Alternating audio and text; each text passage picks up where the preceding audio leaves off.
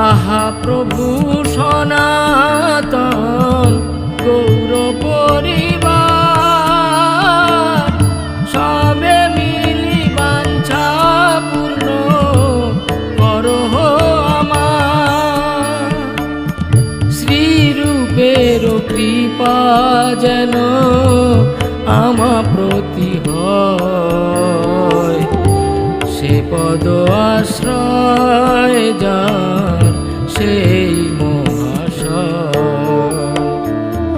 শ্রীরূপের কৃপা যেন আমা প্রতি হয়, সে পদ আশ্রয় যার সেই মহাশয়।